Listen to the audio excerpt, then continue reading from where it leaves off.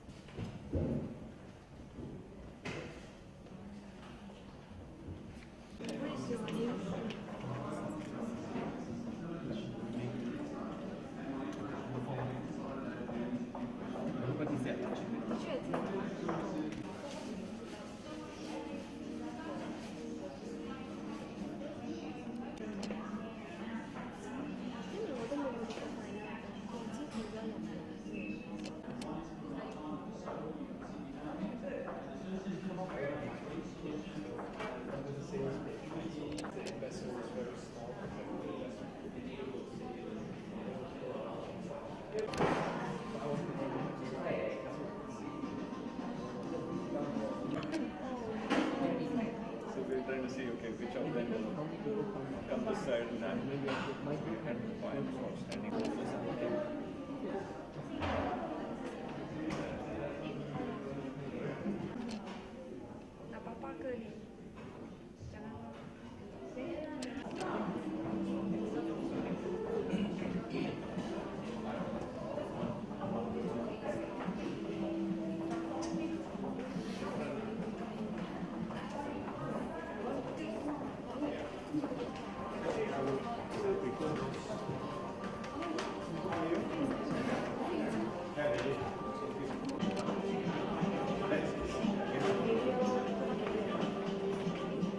my business forward. You can see from the stand that there's a great buzz. People are here, they're enthusiastic about the products that we have to offer. Everybody wants to see what Microsoft are doing. Super excited to be at National Retail Federation at the experience, and we deliver this personal productivity, and that is precisely what people expect to come from Microsoft, and that is what Solution for Retail gives the retailers.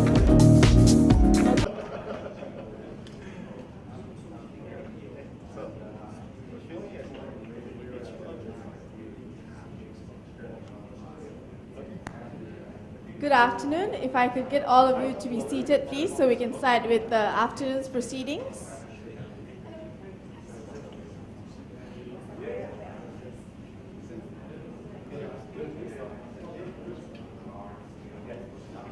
Could I request for everyone to just move forward, if that's okay? I know. The backbenchers.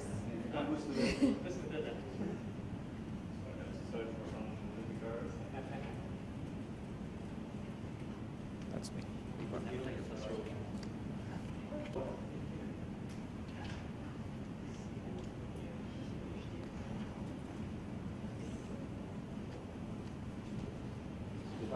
Okay, a very good afternoon, gentlemen. See more gentlemen than ladies in this room. Yeah, it is International Women's Day. I think they've already gone to the spa already by now. Except for myself and Sarah, the rest of them are out there. Anyway, oh, and SK too. A very good afternoon. I hope you enjoyed your lunch at the Mandarin Oriental. And thank you so much for gracing our event at the Solution Showcase by our MTC experts. We have with us Vu, Hao, and Frank all the way from Singapore, who've come to showcase and demo to us the solutions that Microsoft has and basically how it can provide value to our customers and our partners. Without further ado, let me pass the mic over to my colleagues, Mr. Deepak Sethi, Technology Specialist of Microsoft Malaysia, as well as Mr. Kit Au, Director, Partner Sales Group. Gentlemen? Hey, come on. We'll give that to them if they do a good job later, okay? Thanks again. Thanks for joining us. I hope you had a good lunch, and we hope to keep you awake and don't need to give you more caffeine for the next hour or so. There's enough excitement the team is going to bring in here. I just wanted to firstly introduce myself and the team. Right, so I'm Deepak Sethi. I met some of you in the past, but some new relationships as well. So I run the technology services team in Microsoft Malaysia, who are a bunch of solution specialists who are sellers who drive BI, big data, CRM, private cloud, public cloud, social, collaboration, those kind of solution scenarios is what they're responsible for, and they're coupled with some technical specialists who help in architecting, designing, driving POCs in these opportunities. So that's the team I represent. I just wanted to spend a few minutes to give you a feel of the direction that Microsoft is heading in, some big changes that we are making within ourselves, and how we would want to collaborate with you, right? So please keep this as a kind of an open, honest, direct, interactive session, right? So some of these, it is a journey that we will encompass. We will go with you in this journey. So it's very important for us to be very well aligned and show us where are we going right, where are we going wrong as we go through this journey, right? So the whole theme is around the big trends we are seeing out there in the market, right? And these trends is something that most of our businesses are trying to go figure out how do they monetize these opportunities, right? And what we are trying to do is how can we play a significant role in the process by helping our customers realize the opportunities for their own businesses to be successful. And in the course, we as vendors to them are successful in the process as well, right? Now, why these trends? I mean, we have gone through multiple trends. We were just talking a few minutes back. Big data is not new. It was always there. But the question is, the trends that we are seeing, how well they're aligned today versus any other point of time, right? I'll just pick an example on mobility, right? Now, Kevin, you can't answer that question, but do we know, anybody can take a shot on how many mobile subscriptions we have in Malaysia? And you can't too. Any? 2 subscriptions per person. Almost there. He's almost there. So it is 40 million subscriptions against a population of 28 million, right? Any guesses on how many smartphones, a percentage of smartphones to traditional phones we will have in Malaysia in the next couple of years? Install base. Okay, let's look at all the install base of, there are 40 million subscriptions, so those many handsets, or maybe a smaller fraction of that in terms of handsets. How many of those handsets will be smartphones? Any guesses? Want to take a shot?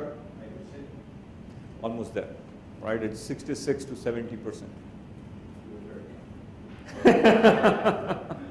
And people might surprise us. People might surprise. It might head more towards that. But what we are seeing is that high percentage. So 2 out of 3 cell phones out there as users will be smartphones, which means they will be consuming data, they'll be consuming information, they will be having applications and people flocking to talk to them on that cell phone, right? So if our customers that we sell to are not able to reach out to those consumers, their customers, our customers' customers, right? If our customers, be it banking, retail, finance, whatever, right? If they are not able to reach out to their consumers in the vehicles that they are talking and they're present, they're probably going to get lost, right? So the whole story is how do we help our customers realize that value, right? So if that level of mobility coupled with social, right? So we asked this question across the last 3 days.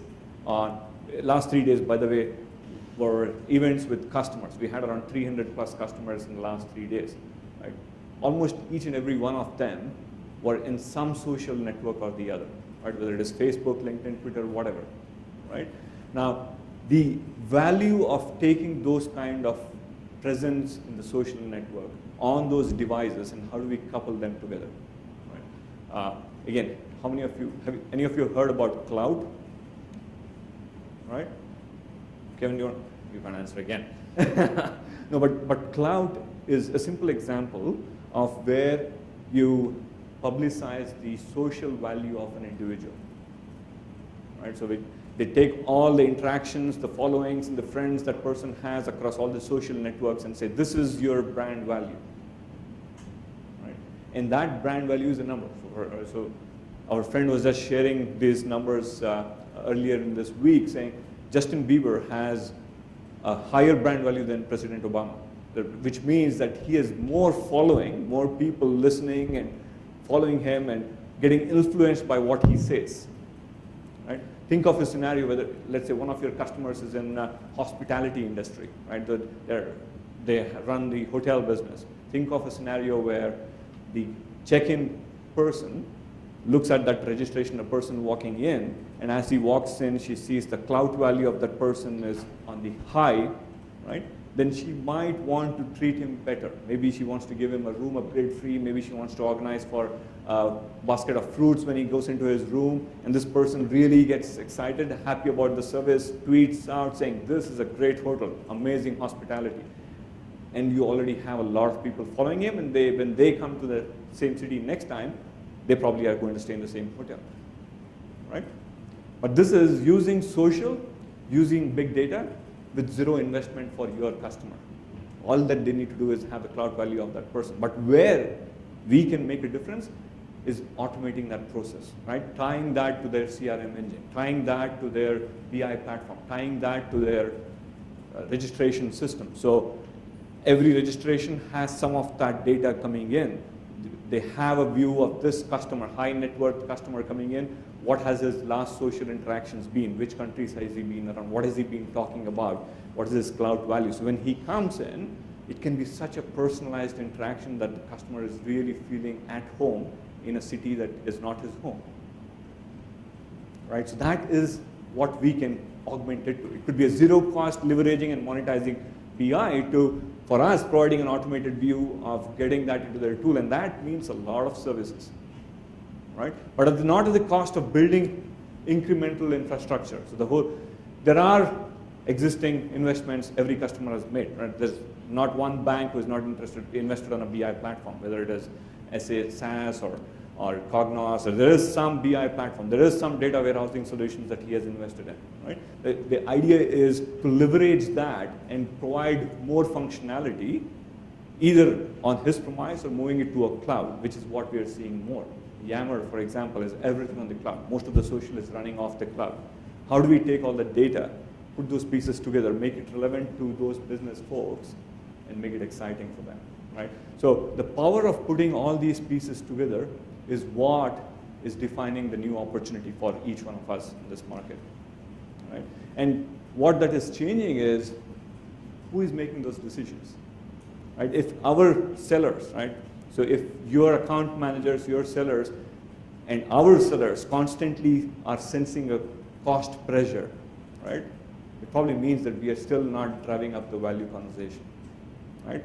So if we're still doing metal and plumbing conversation, we will be forced into that scenario of cost, right? I'll give you an example, just 2 weeks back, right? So, and I just saw the results of yesterday's efforts out of this example. I cannot take the name because this is not a complete signed off deal. It's in a POC stage, but amazing, right? So this is one of the biggest banks here, right? So there is a risk compliance guideline from Bank Negara that once you post your month's results, within 15 days you have to do a risk compliance report, right? And if you don't hit that 15 days, there is a fine for every day that you delay. It's a significant amount of money, right? So the customer, and this is the case with every bank, okay? So every bank has to do that. And this customer has invested on a big IBM P series. I think it's a 780, if I remember right. So on hardware, running SAP on it, all the bank analyzer, everything sitting on that box, and every month has been missing that 15 window, right? And there's a bunch of guys who work 24 hours just making this, crunching those numbers and getting the reports out, struggling every time, right? So one of our partners, he's not here, he was there in the morning, one of our partners went to that head of risk, the VP of risk, and said, I can get that T plus 15 to a lower period, maybe T plus 10. Would you be interested in seeing, right? And what it means to that customer is if he can free up that liquidity for 5 days or 10 days, it's extra cash in the bank, which he can invest and make more money. It's not just meeting the guideline, but it is more cash in the hand for him to make investments. It's big money, so he doesn't see it as a cost of $100,000, but he sees a few $1 million which he can make investment for those extra 10 days, right? And all he did was, I mean, the same question was posed. The customer posed the same question to IBM, and the answer from IBM was throw in more memory on that P-series machine, and gave him a $5 million tag with a maintenance cost of 22% per year. So this partner, all that he did was he took that SAP system, re-platformed it to Oracle, SQL from Oracle, ran it on a simple x86 box, tweaked the bank analyzer code a little bit. He didn't even touch the data source, right? And the first result, which I saw yesterday, was amazing. What it took 32 hours for the P-series machine to run took 5 hours. And there are 10 more tests to go. The 2 tests we have done, we have turned 5 days into a few hours, and the last one which came in yesterday was 32 hours to 5 hours. Amazing, right? And when this was presented, the VP of the risk finance, he took it to the CIO and said, this is what I want, this is what I'm going to buy, even before the rest of the 8 results came in. So he wanted to prepare the procurement team, everything for us. We didn't even have that conversation. The partner actually wanted to say, this hardware that you're selling, 2 servers, maybe we can do this, change the config, it will become lesser cost. Don't worry about pricing, right? You do what you want to do to bring this down, I will worry about the rest. How often do you get customers telling us, don't worry about pricing, you fix the problem, I'll pay you? Not very often. What that means is you have touched his pain point. You have touched something which is of high business value. That's the conversation that we need to have. That's the conversation each one of our sellers need to have, to identify what is that business pain and maybe even change the folks we need to talk to. At Microsoft, we have been historically having amazing relationships on the IT side, right? So every CIO, every CTO, we have amazing relationship. But when we move that to the business side, we all are struggling, right? So we know all those business folks who are making those decisions. But unfortunately, the example I took was not by IT. It was the head of business who is telling IT, guys, I don't care what you do, but I want this solution tomorrow. That's the power of talking to business. That's the power of understanding his business challenge and putting a solution in place there. Right? It's not that we need to alienate ourselves with IT. It's putting those pieces together, which is very important. Right? So those conversations on who they're taking and what message we take to those customers are extremely important. And when we do that, right? When we move from selling sockets and plumbing into a real house, the potential money for us to monetize are there. I'm sure you are all running those businesses. You know where the money is, right? You know if we sell taps and pipes, there's only that much value we can provide. If we give the dream of a house, people like the dream. That's what they're looking forward to. And that's when the cost pressure lifts out a little bit. We will still have cost pressures. It's not that procurement will not be involved, but the value proposition is a lot more stronger, right? So that's where the money is. And if you do want to get through that journey, there is a transformation. I mean, this is a transformation that not just us, but I think it's both of us will need to get onto, right? So we as an organization, we need to protect our existing streams. We need to still sell Windows in Office. It's not at the cost of not selling Windows in Office. But we do that and create ourselves as a new company and new sales team are able to map to business. I'll give you another example, right? SharePoint. It's a great tool for collaboration. I can share documents, you guys can, that's how we've been selling. We go to IT and say, why don't you have a platform for sharing documents, exchanging information, and all that cool stuff, right? Versus going to, and this is again a real example of yesterday. So I'm just citing real examples to get as close to the message as possible for all of us here.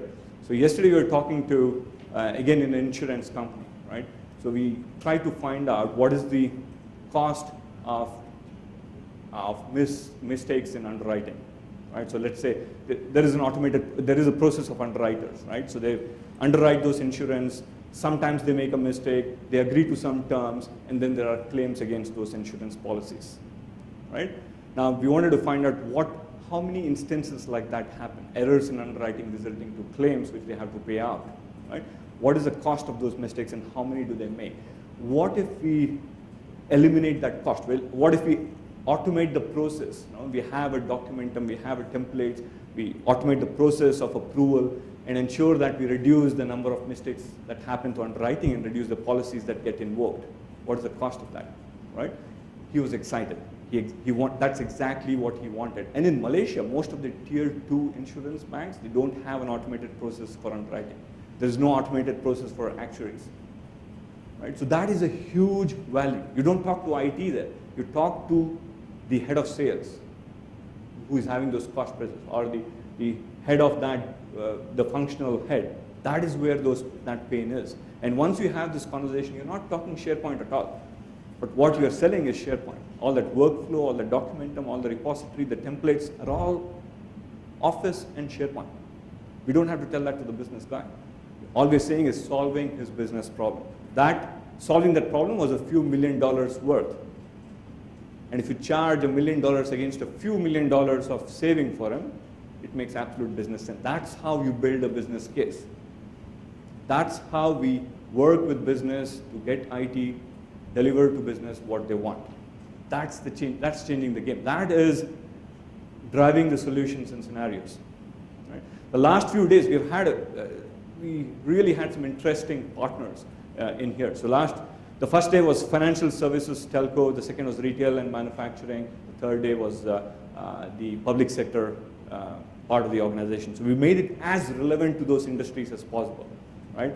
We talked about the trends in the industry, what is happening out there in the market, what other retail customers are using, and some ISV supporting solutions in that space. So that's kind of what we talked about. That's how we are changing. But the key thing is, if we want to go in that direction, it's a big change within the company. Honestly, for us at Microsoft as well. Our partner account leads, our solution sellers need to change as well. They need to skill up to be able to drive deep solution expertise. Need to understand have that business conversation. They need to build that business acumen. So it's a change within our own people as well. And it's a change in how we can work with you to help your sellers have the right conversation with the right people too. Right? But our partners are right at the center of this transition. So what we are doing and what you'll see in the next few minutes here, and as we go through this journey, essentially is setting new expectations with customers. This is a new Microsoft family that you are talking to, right? And building new solutions, understanding what those business pains are, and ensuring that we're able to put the right solutions on top of it so that we can go have the business conversation, have the right ISVs, the right partners who can put all those pieces together for us, and then we go sell that solution, right? And enable our sales force, right? So today is just an example of how we can potentially have some of these business conversations. So what these guys will show is selling without telling what product, right? We need to live through that journey and build on that muscle more and more, right? And lastly, the systems and processes, which Kit probably will talk through at the end of this session on how simple things like our rebate systems, the back-end incentive programs will support this motion of driving solution sales. That's kind of how we are heading as a company. And it's a journey. We're not there yet, right? But that is consciously where Microsoft is investing all the efforts in. Right? What we really want to see is how can we go really zoom through this journey with you and ensure your sellers and our sellers are able to go hand in hand in these conversations and build that muscle. So that's what this session is about. So I'm sorry it took a little longer, but I just wanted to give you a feel of where we are heading as a company. And what you'll now see is some of those solutions coming in front of us, not as products and features, but as scenarios. Okay? With that, let me hand this back to Darshika. Thank you. Thank you, Deepak. Ladies and gentlemen, without further ado, I present to you the MTC team, Hao, Vu, Frank. They will take you through the solution showcase, which will showcase the integration of our solutions and how it will benefit our customers as well as our partners. Enjoy. My name is Vu. That's Hao.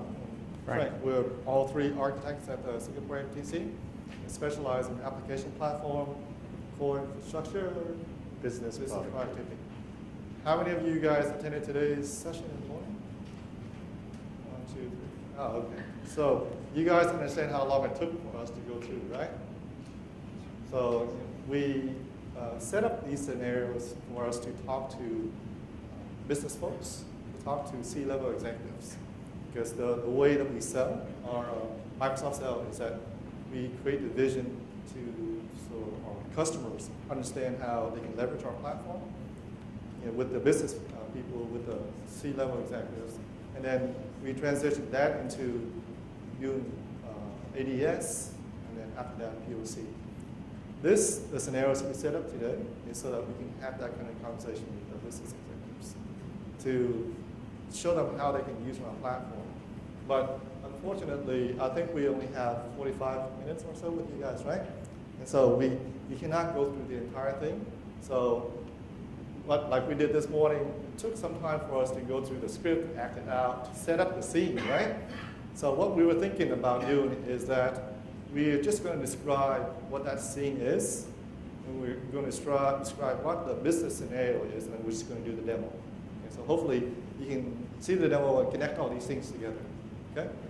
But the other thing is, I think giving us that 45-minute challenge instead of giving us the 4 or 2 hours to do that demo, it's really good because it helps us try to figure out how do we do more with less. The less we show you, the more we achieve. That is fascinating, right? Because when you look at it, sometimes when the customers, what they really want, is a couple of things. We want to use a couple of scenarios to earn their trust. Yes, we can do it. It's an integrated platform. So first thing. Well, okay, so taking what Hal just said there right there, right? Usually this is what we do with our customers when they come to the MTC. We don't just go and start presenting to them. First thing is we dedicate some time to figure out what are some of the business challenges, what is it that they come to see, what is their objective, and so I'm going to try and do the same thing with you guys, okay? Some of you guys who were here this morning, you've seen some of the scenarios we go through, but let me ask you guys. We can show scenarios that are across different core IOs, different IOs that we have, business productivity, application platform, and infrastructure. Which areas do you guys specialize in? Productivity, huh? But you've seen it this morning already, though. What about you guys? HP? Okay, so you're all over. HP business services. Apps and business services. Is that more application development, running our application?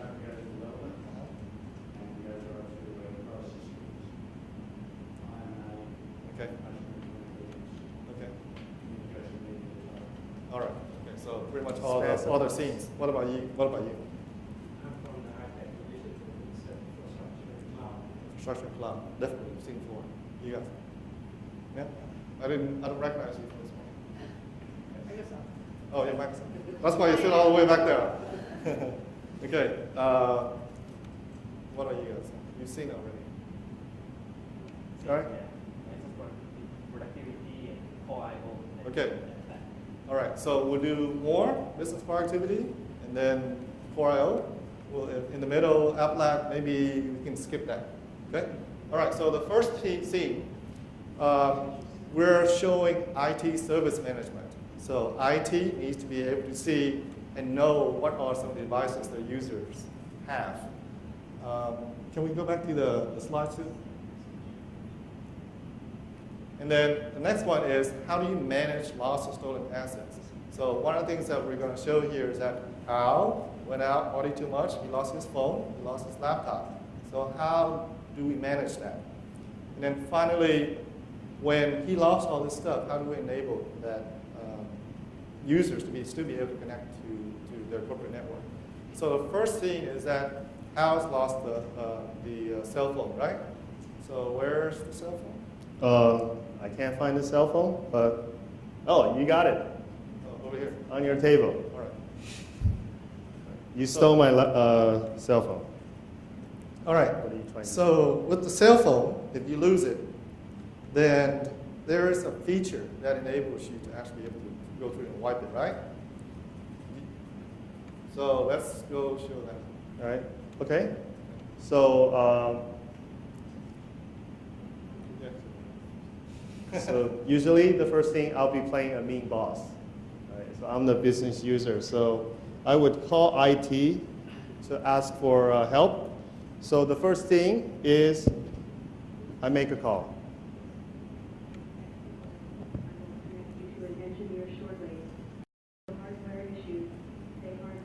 this is basically an IVR application built on top of Link. I configured this in 5 minutes. Lost asset. If you are reporting a lost company issued mobile phone, say phone or press 1.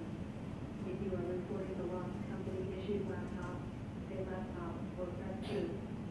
If you lost everything, say everything or press 0. Everything.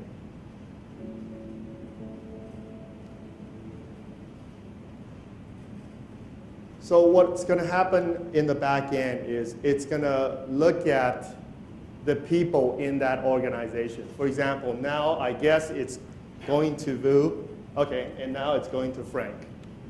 Because there is a workflow, a routing engine in the back end. So it's a simple IVR application, okay? So whether it's the IT help desk or any department, they can easily build something like this, leveraging Link. All right, so the next thing is we move into Frank, the IT manager responding to my call. So based on the IVR, I create the instance for the record. There is IT service management we create on the system center, and also I help them to identify what's the mobile phone he lost. So we are using the online cloud, the device management solution. This one shows how many devices we have on the record. And also I will to tell the how to remote wipe his phone. So let me go through this quickly. So the phone wipe actually just go to our Exchange site.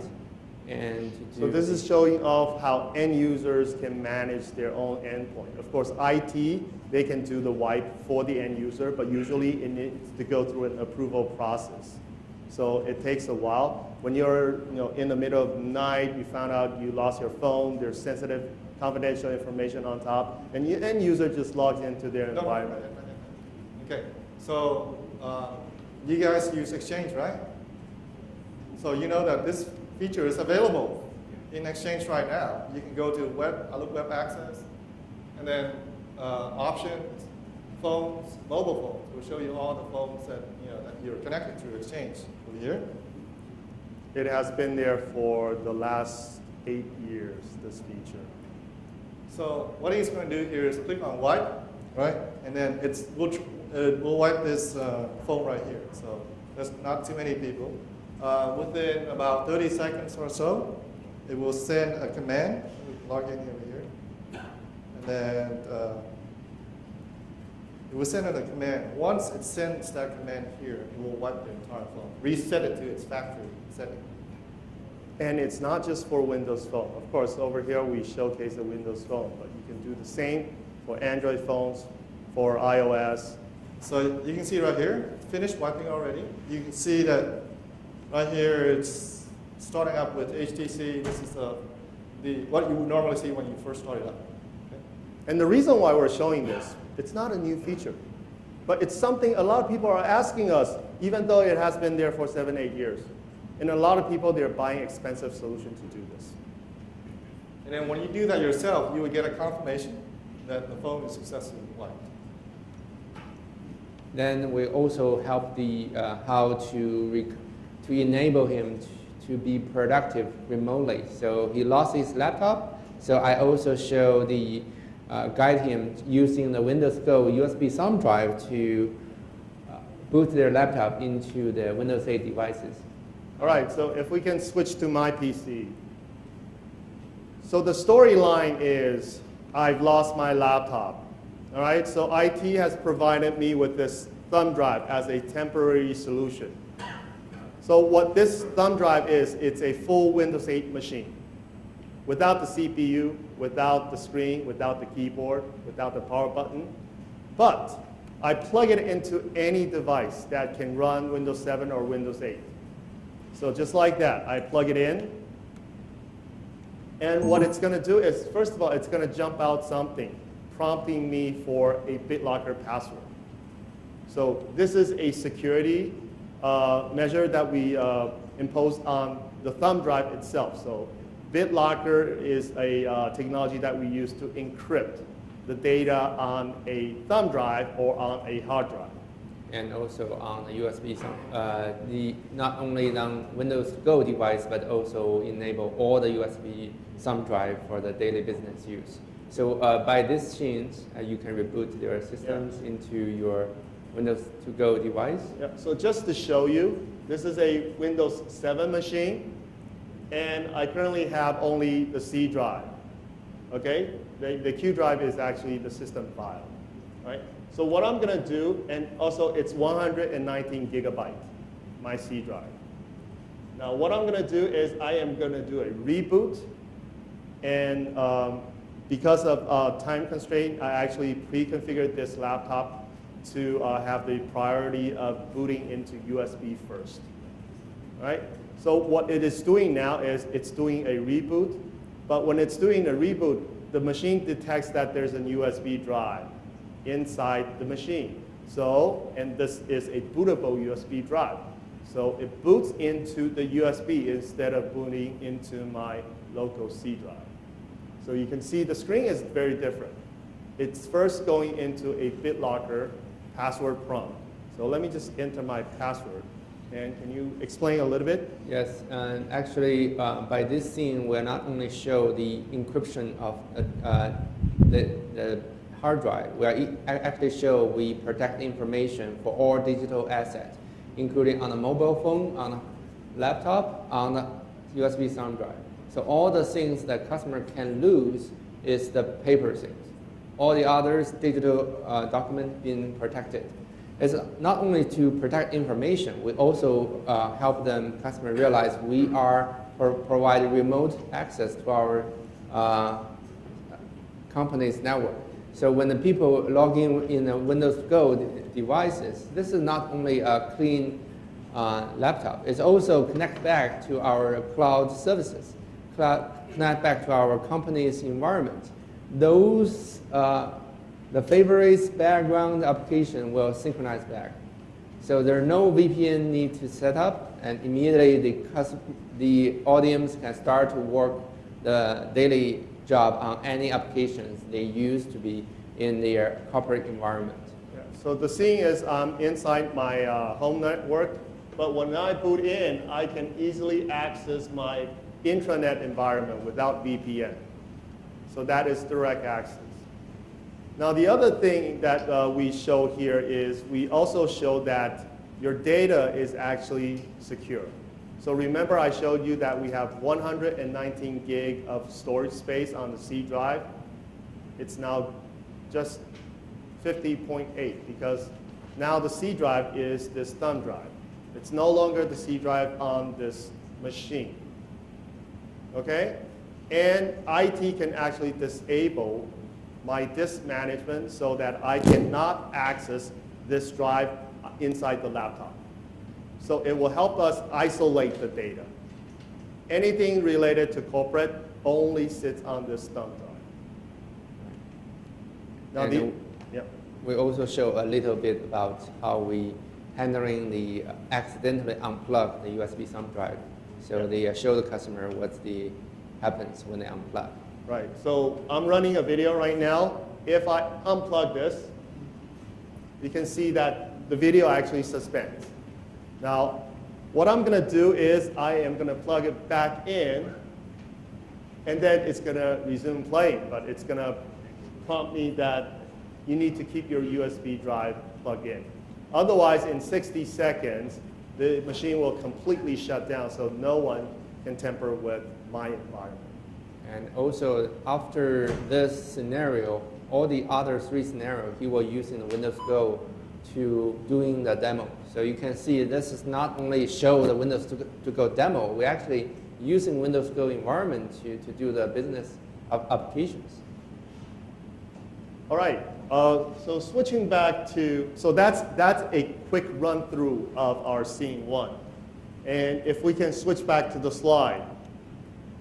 We actually got a question about this Windows to Go this morning. They're saying it doesn't make sense. What's the scenario for Windows to Go? Actually, if you have a kiosk worker environment and you only give them shared PC, but still you want to give them their own environment, you can issue these thumb drives, which are a lot cheaper than giving them a laptop or PC. Also, if you have employees bringing their own devices, their own laptop, and you don't want them to use their own machines to access our corporate information, you can also isolate that using Windows to Go. Working from home is another scenario. So when you think about it, it's a little bit like VDI. So some of the VDI scenario can actually be replaced because we know some customers, when they implement VDI, it's always very hard to optimize. It's very costly. And sometimes it just doesn't meet the demand of their ROI. So this might be a replacement. There will be new scenarios coming out. We're seeing more and more customers using Windows to Go. Now, so moving to the next scene. This scene talks about end user productivity. So we're going to start from me. I am going to do some work on my PC in my Windows to Go environment, and then I'm going to communicate with Vu. So show people how easy it is that information can flow freely in an organization. So switching to my screen. So the first thing that we show is that now that I am in my corporate environment, I can access all the feeds, but because I am working in a Windows to Go environment, I don't have access to the files that was sitting on my laptop. So that's a big challenge because I lost my laptop. But fortunately, when I was working on that laptop, I saved all my files to the cloud, which is my SkyDrive Pro client. So over here, all I need to do is I need to go to a browser, connect to the internet, and I have access to all the files that I was working on my other machine. So you would wonder, okay, do I need to be connected to the internet all the time? And the answer is no, because I can synchronize the entire thing to my C drive. So once I click on sync, it starts synchronizing all these files to my SkyDrive Pro folder. So this is actually sitting on my C drive right now. So if I unplug my cable right now, what I can do is I can still open these documents, I can still edit them, and once I get back online, it will automatically synchronize all these documents back to the cloud. Sounds familiar? It's a feature a lot of enterprise users are using today. Unfortunately, not using our tool, using consumer technology. Dropbox, Box.net. But this one, it has built-in security, and it also provides document management features, such as versioning, check-in, check-out, auditing features. So this is a great replacement for enterprise users going behind IT's back using Dropbox. And the good thing about this is you can access it on your mobile device as well. So now that I have all the files that I was working on, I am going to check my email. So when I open my email client, because I'm working outside, it doesn't matter which network I am able to connect to my email server. So the remote wipe confirmation now is coming into my inbox. This is where we can also showcase our value proposition for unified communication, so which starts with unified messaging. So we have voicemail. Hi Pat, this is Tom. Sitting in our inbox. So this is because our phone is our PC. So all the emails, all the voice messages that is going to our phone is actually going to our PC. And our PC is our phone, so we can make calls just like this. I can just make a call like that. Just like that, I can make a call. Now I can also just click on anywhere in this voicemail preview, and we would fast forward that voicemail to this area. Profit margin. Can you take a look at profit margin? Right? And if you look below over here, this is the detail information of that caller. And also over here, I also have information related to this caller. We know who he is, so we can dig out all the emails that he has sent to me. We also have integration with Facebook, with LinkedIn, with your enterprise social network. So all the updates related to this caller can be seen from this single voicemail, email, message. I can also look up all the attachment that he has sent to me just by clicking on the attachment tab. Now going back to the inbox, over here what you see is I have a lot of incoming email, and let me just click on this one. This is an email sent to me, by Kim. So the first thing that I notice over here is this is actually a confidential information. So when Kim sent this email to me, she actually encrypted this email with rights management technology. So what I can do with this email is I can only read it and reply back to Kim. But I cannot forward it to, say, Vu, because this is sensitive material. And this is where, if we have time, we also go into a discussion on data loss prevention and talk about the different ways for us to protect sensitive information from leaking out outside of the organization. The other thing that you see over here below this email is when Kim sent out this email, she also tagged this email as regarding to this specific customer called 192 Electronics. So where do we manage our customers? Mostly in our CRM system, but our CRM system is also connected to our email system. So in this same email message, because it's related to this customer, I can just click on this, and it takes me into a window which showcases all the information I need related to this customer, including their financial details, their contact, all the activities. So right now there is a price discount escalation for 192 Electronics. I can also look at all the previous activities, some of the deals that we have closed, the calls that we have made, the follow-up action for this customer. So it's a 360-degree view on this customer. And when we say 360, it also includes updates from our sales representatives. So you have a social network integration over here in this CRM client. So you have all of our salespeople chatting over here, just talking about this specific customer. So if I follow this specific customers, I will receive updates over here. So an integration, and what we want to show people here is how easy it is for us to access information from a familiar client. So, and then the next step, what we do is, a lot of people, when they do their work, they like to look for things that they can reuse. Because we know in an organization, you generate a lot of content. You want to be able to reuse that. So the best place for you to do that is to use a search engine. So we showcase that capability. I go in, the issue that I'm having right now is with a profit margin decline. So over here, I show them a quick search result, and I show them how easy it is for me to filter the search result based on the different criteria. And they're displayed visually over here.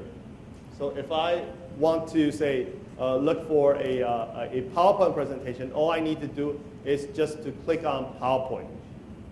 And after that, finding the information I need, I will send a notification to my direct report, Vu, to ask him to work on this project. But when I just type in Vu's email address, I actually see this presence integration inside my email client. So instead of really sending him an email and going back and forth with this email discussion, why don't I just start an instant messaging session? So over here, what I did is just type in his name, and also it's not just chatting over here. We also want to share the information that we need to discuss. So this is, again, replacing email attachments. So we have the same view on this PowerPoint. And what? Okay. Hey, let me just take a quick check here. Is this something interesting? I mean, I see you guys are nodding and looking at it, but I want to be really respectful of your time, right?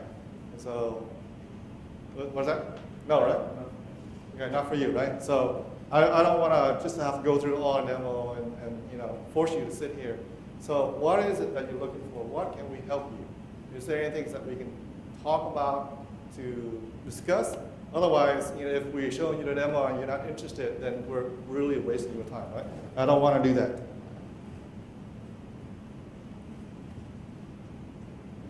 Yeah? So what is the technology behind? Technology behind is SharePoint, Exchange, Office, Link, for the stuff that you see. I do see something called ADRMS, right? RMS is the security that Hao showed you earlier. Yeah. What about you guys? What do you want to see? Well, I'm thinking more at enterprise level than I am. Huh? I understand this is huge. Yep. But more of the big products. Big products, Dynamics. We don't have Dynamics within this demo. Yeah. You want to see Private Cloud? Cloud. Okay. What about you? Cloud. Cloud. Okay. So we'll cut all this stuff. Let's show cloud, right? Okay. So a lot of times what we see here is that our customers, they usually buy a lot of hardware. And sometimes they buy so much hardware because of the fact that they are afraid of being caught without being able to support the new scale, right? So when they deploy a solution, they buy enough hardware from HP so that if there's a spike in traffic, they can handle that. But what ends up being there is that a lot of the hardware is actually left unutilized, okay? So what we're trying to show here is that how do you leverage the existing capacity? And then it's not just about virtualization, right? How do you actually able to be agile to your business requirement? Quickly scale up to be able to automate the manual task that you do, right? So the demo that we have right here basically runs on top of Windows Server 2012, System Center 2012. Okay, so if you want to know what the products are. And this is a live environment that we have in the Singapore MTC. So in here, what we'll show you here is leverage the existing capacity by using private cloud. And within the private cloud, you can define services. And those services you can quickly scale to the certain capacity. And then also be able to automate the manual tasks. Okay, so I'll hand it over to Frank. Yes, that's the show customer the service modeling definitions, and also this one can help the customer to understand in the Microsoft private cloud environment how we leverage service model to implement, to describe the application requirement and architectures, and how to leverage this model to deploy applications to any environment. You can see them in this environment. It's not only application themselves, but also the hardware requirement, network requirement, even the physical hardware like load balancer from NetScaler. So those things are described on this. And by this model, we actually can do a scale out. How many of you guys are actually doing private cloud right now? Are you guys doing private cloud? Are you implementing at your customer right now? What version? You're not using that. That's fine. That's fine. Right. So VMware, are you using System Center at all? Okay. What about? I know HP. It goes both ways. Right. Oh, you're using your data center? System Center? Okay. Yeah. So what Frank just showed you before, flash that one up, please, okay. Is that what we're doing here is drastically different from what people used to do before. So what we do before is that when we deploy an application, you have all your hardware out there. You need to have somebody to go out there, install the OS, install the application, configure the network, and then deploy your applications out there, right? So all of that task is very manual. And so whenever you want to be able to add a new server, you have to do the same thing. sometimes you get into problems where you may have multiple web servers, and then you deploy the wrong bits to one of the servers, and then problems start to come in. You don't know what that problem is, right? So the manual steps before takes a long time, but you introduce a lot of risk in there. What Frank shows you here is concept of cloud service. Think of a cloud service as everything that's inside your application. From the OS to the application to the network, everything is pre-configured and defined here. So here is the sample application that we have. And within this application, we've defined a web tier and an application tier. The web tier has these components that we need to deploy. It has this OS on it, and then we're specifying that within this, the hardware, the host, the VM, we use 2 processors and memory is 2 gig. Okay, so this is a definition of one of the VM that runs in this, this tier. And then in the application tier, we specify the processor, memory, the OS, and then whatever bits that we want to deploy there. In addition, we also specify what networks to use and how to actually connect it to a load balancer. This is a load balancer, one of our partners, which is NetScaler that we're using, right? So this is a definition of that service. So once we have that definition, then we can actually take that and deploy it to our private cloud. Okay? So go to the hold on. This one just the live running time running web test, adding the pressure to the application created by that service model. So when the customer seeing this is current the workload of this system. That they can take about 200 concurrent users. So when the customer wants to do the scale out with a new private cloud, the scenario will become very simple, because when we deploy the application using our service model, the customer can manage all his service on the self-service portal. This self-service portal is not only about the private cloud, but also including the public cloud services. So you can see Microsoft is we provide a tool that the customer to manage all the services, whatever in the private cloud or public cloud. Also manage the cloud services provided by our hosting partners. So there are one view, one screen can solving all things. So if you look at this services that deployed by the service model we just showed you, this one is implement right now. There's 3 web tier applications and one application tiers. So we're doing the scale out is become very simple. This one we hand out to the end user can doing the scale out by themselves. So this is live scale out, and that's it. So it's just a one click. They will deploy applications, OS, network settings, and also changing to the production environment. So that's the command. What happens behind the scenes? right. Tell them what happens behind the scene. The behind the scene is the first they will try to deploy the new virtualization machines on this another host and make sure that they have enough resources, and also try to set up correctly based on the service model we just described. And look at the server name will be changing automatically, right? Because that's the server name 1, 2, now they found the 7. So when they find the new setup, they were changing the virtual machine with the correct settings. But that's just the first step. You also need to add in the application in there. Also need to changing application connection settings, because you need to point to which is application server, which is database server. All these things we're doing automatically. After that, they will try to configure the network, because there is a load balance there. It's not only you set up a network, you also need to talking with the NetScaler, the load balancer, maybe F5 or those things. You need to tell them there is a new machine name is there, what the IP is, changing the load balancer setting to support that.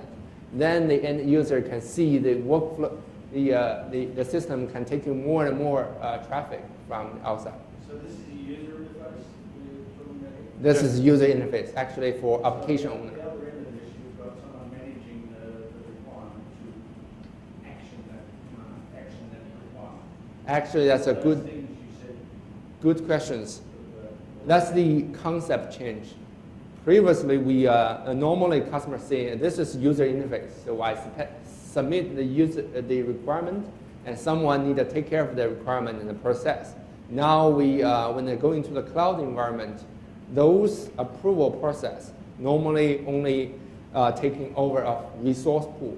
So when you require more resources over than your quota, then you go into the IT process. Someone will taking out of it, buy new hardware because you're lacking resources, then adding it. That's the normal new way.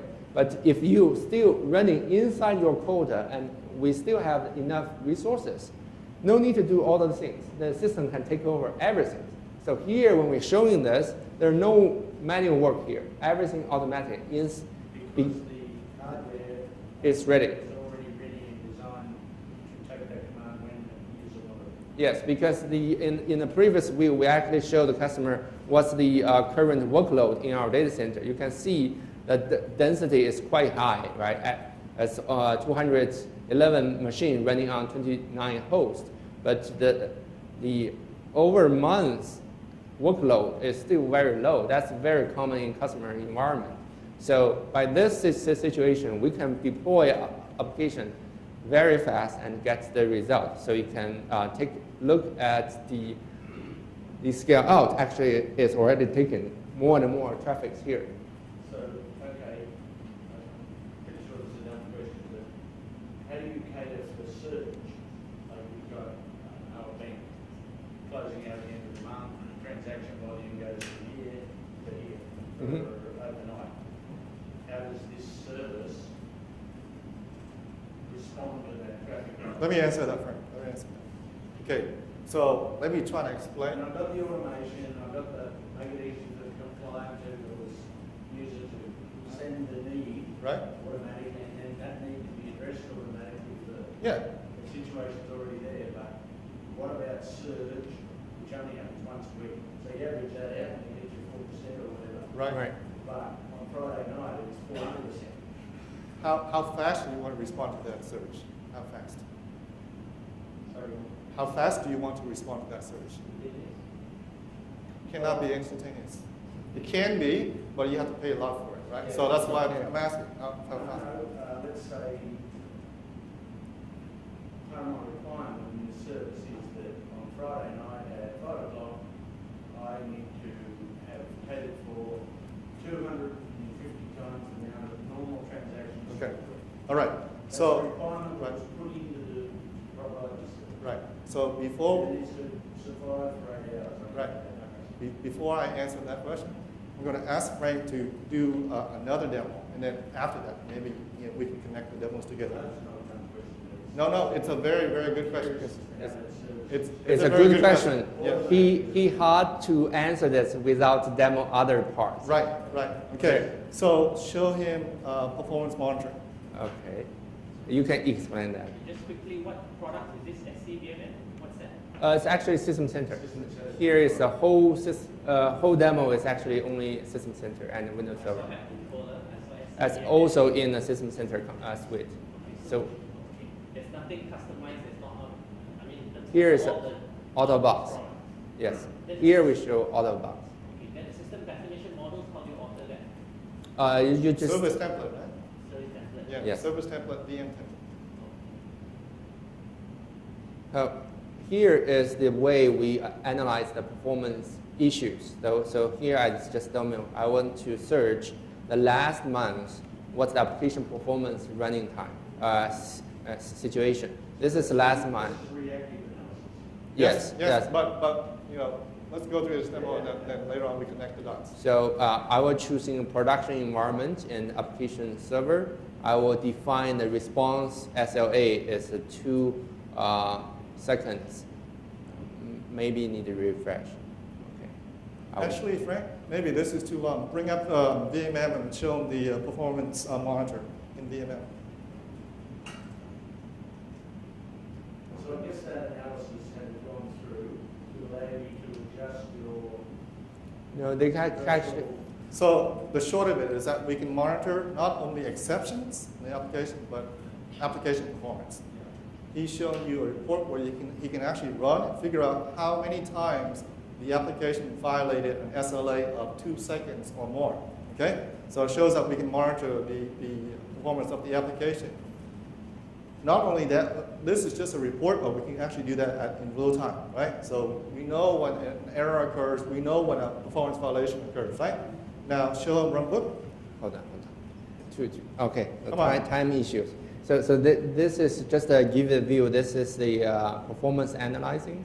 This is quite different because we are showing the details of application running status. That means 90% of the customer gets the response less than 5 seconds. There are 57 times performance violation. That means 57 times the customer get response later than 2 seconds. And here they show the top 5 frequent performance violations, and we can even drill down to the details to find what is the real cause for these performance issues. So you can see every time the performance issues happens, has a recur. So those things are much more details than before. Right? We just know the things. Now we also can drill down to the application, the code level and the related events. Even more, we get the performance of the all the application running runtime status. So this one shows the when the running time, what's the application performance usage, like the memory, CPU, network, for that specific applications. So, out of that information as a provider, you can determine whether we haven't got it right as a provider or client needs to buy more capacity. Yep. So that shows you that. So let Frank talk to you about runbook. This is a way to automate manual process, manual steps. So this is the runbook, because most of IT, when you find a problem, you need some way to processing it. Maybe 90% of the daily work is similar. So you can make the common IT workflow into a runbook. You're writing down the runbook how to deal with this. This one shows how to deal with the web server's issues, like try to restart IIS, try to recycle the application pool. After that, if the problem can be solved, then they come into the report and you can receive it. If still cannot report, that means the application is special, so that they are sending to application owner to deal with it. There are lots of runbook you can writing down in here. For example, handling the application's requirement, or like this, handling the server power on, power off switches. You can power on, power off switches, different server, whatever, the physical or virtual, remotely. Those tools, when we're coming together, can solve the problem you ask. When the workload coming in the weekend, you have increasing very fast. The system can detect what the application performance is. So you can do the dual way. One is automatic to adding more and more resources in. If you have a good predefined resource pool, so adding more and more resources in, then your system can scale out. The other way is you do the manually things, because sometimes performance issues may not, you want to add in more resources, because maybe you have other system taking more important things you want to take care of. So you need one person to make decisions. So that's the thing we can also integrate with No, it's actually we are coming to the IT service manager, which is similar with HP service manager. We actually, with this tool, you can send into the HP service manager. You can see that. And if you have Microsoft solution, you can use in the Microsoft service manager. That's similar. And we actually want to show the demos next time. We already have the demo, but not integrated with this environment. So next time the scale up coming, the alert will come into the Windows Phone, and in the phone, you can check what the problem is. You can decide whether you scale out or you keep it running. So that's give the IT person have a more control on the things and match the requirement. Okay, so recap. Your question is, suddenly you see a spike. You don't want your customers to lose. My question. That's all reactive. You just gone through Yeah. analysis, fix, direct, early alerts, whatever. My question was actually, my requirement as a client was that I need to surge for 8 hours on Friday night, weekend, whatever, to do my weekly mass movement of transactions. Move back to the first that would be built in. What am I trying to say? The efficiency of the allocated resources to a client wants to be maximised. I understand. I'm trying to answer that. Go back to the first one. Along the way, First one. being able to capture surges. Right. Okay. So we can monitor performance, right? Yeah. We know how much CPU usage you're currently using right now for the VMs that are being used by that application. We know all that with SCOM, System Center Operations Manager. This run book, what it shows you here is that it's triggered by an event. Okay? So when it actually triggered, we can actually have a workflow that goes through here and do some stuff, right? So let's say the event is that CPU usage is at 80%. And you want, if it's at 80%, across all your server, you want to add a new VM. We can actually put that task in here to, instead of manually scale out, we can automatically scale out using PowerShell. So that can be automatic, but I will warn you, is that you don't want to do that automatically. Sometimes you do, sometimes you don't. How do you know how many instances you have? How do you know if that event is a positive event? What if there's something going on? And so, yes, you can automatically scale out, but you may not want to do that. You may have to have a confirmation in order to automatically scale out. Yeah, actually we have also shown. Let me just quickly ask a question slightly differently again. Can you, in your workflow process there, put a schedule event at 5 p.m. Friday night to bring in 2 more servers? Oh, that's easy. That's very easy. Actually, I want to take them down on Monday morning at 3 o'clock. Actually, this is more important than that. That's you're describing Friday morning you prepare the things. Actually, if you think about some customer, they don't have enough resources, right? Maybe you want to do the job in a Friday night. It's out of all his resources. That's the more important. That's why we provide this one. Because as I mentioned, this is the private cloud environment, right? But also in this same view, we manage public cloud. Same view, we also can manage the hosting partners cloud.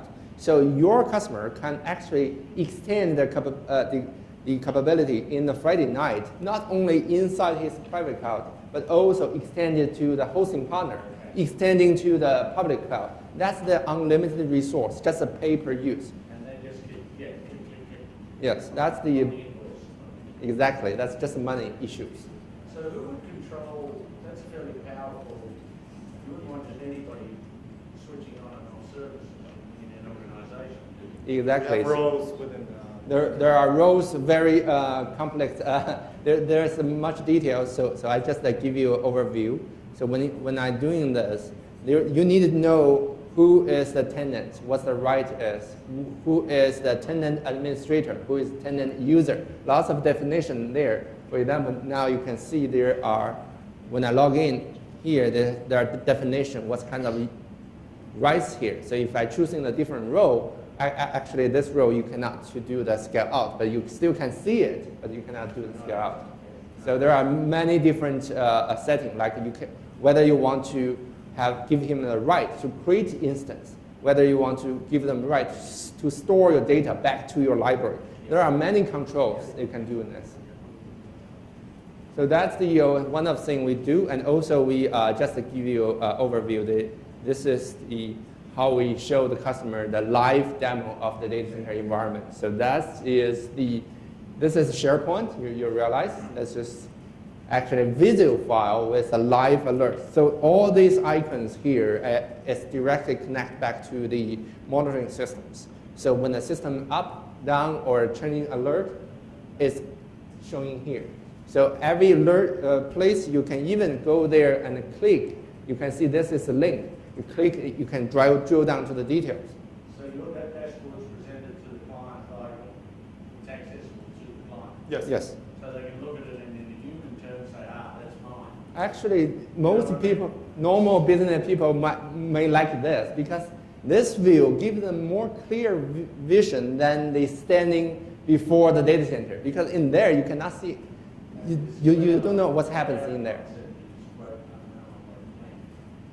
like that as a human thing, Yeah. You can imagine the boss, how does my system going? Flash up a picture, makes a picture worth 1,000 words. Yeah, that's how we show the customer, the IT manager, even the business user, what's the running status of IT. Here we actually, the view is a little low. So here we show the logical view of current IT environment. For example, your key business applications running here, your customer's status there, and also the applications running on cloud. You can see that every component running status, even the customer side. We also provide the cloud service that you monitoring your web application from global wide. You can see your application's response time and performance in the Europe or US or Australia. You can compare where it has the troubles for that regions. When we try to do this demo, we can see a lot of a delay in the Russian and New Zealand and Africa. That's the most customer experience problem come from. The MD gets yelled at in a conference, it goes back to his desk and rubbish. Yeah, that's just one view for the customer to understand the cloud services. Yeah, so that's a very brief walkthrough of some of the demos that we have. So we could only bring a few with us. In the MTC, we have a lot more, and we usually spend a lot of time with our customers, just like earlier today, right? I hope I wasn't rude, but I want, I value your time. I don't, never want to waste my customers' time or your time. So we always want to make sure that whatever we are presenting is according to what your needs are, right? So, yeah, I wanted to say that much of that as well. Which we mentioned, it's not the last time we mentioned each other to make yes, exactly. So for that, I'd like to really thank the team who are frank. I think you did this the shortest time frame that you can have. You know what is concise. The next level you're going to go towards will be the elevator pitch. Yeah. That you might be doing. So I stand between you and leaving the room. I want just one last piece that I'd like to share with you. Can you bring up the slides? You want me to do this? Sorry. Hello.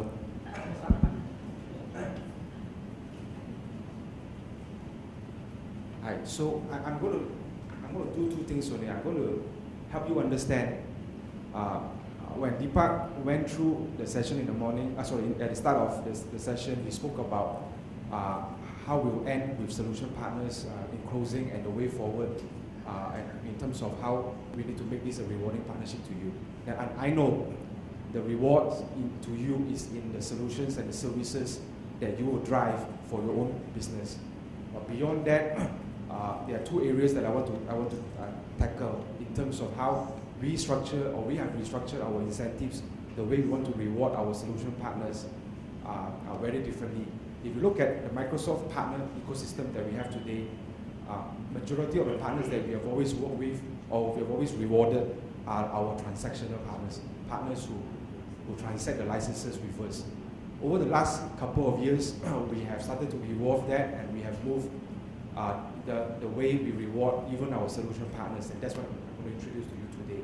And in that perspective, I'm going to just very quickly run through the two key reward programs that we have with regards to solution services partners. The first one that I'm showing here is what we call our online advisors incentive. It's basically rewards partners that drives our online businesses. So Azure, the example that was shared earlier on, Azure is one example. Office 365 is another. And I just wanted to very quickly show you, and this is, by the way, straight hot from the oven, because come this month, we have basically just tiered it to only one tiering, so there's no more step up. That's what you see here. One simple tiering. When a deal when a customer opportunity is closed, you get 12% on the subscription fee one time for the next 12 months. You get recurring 4% as you move on every year. If you are Cloud Accelerate partner, you get 7% more. So that basically puts up your overall fee to 23% for the first year and recurring 4 moving forward. You know, so that's a very, very quick intro to the cloud program that we have on how we reward our partners. Very straightforward. Fees that you earn as you sell, and the fee that you earn will be recurring as you service your customer. Okay, and this is very much very quickly the criteria, very straightforward criteria of 3 customers cumulative of 150 seats to be a Cloud Accelerate partner to earn the additional 7%. So I'm going to move into the other piece of this business that you do, the solution business that you do. And I want to introduce the solution incentive program that we have been running for the last 1.5 years. So, as I said, today you can go out, present Microsoft, drive the solutions that most of them was shared with you today. When you drive that solution and when you tell us that you are driving it, regardless of whether you transact or otherwise, we will reward you based on the license revenue pull-through that you eventually execute with the customers. So there are 4 programs that we have with regards to that solution incentive program. The first program covers SQL license pull-through. The second program covers management and virtualization in the system center parts that will showcase just in a while. On UC, our Link Plus products, and finally Windows desktop pull-through that you might drive.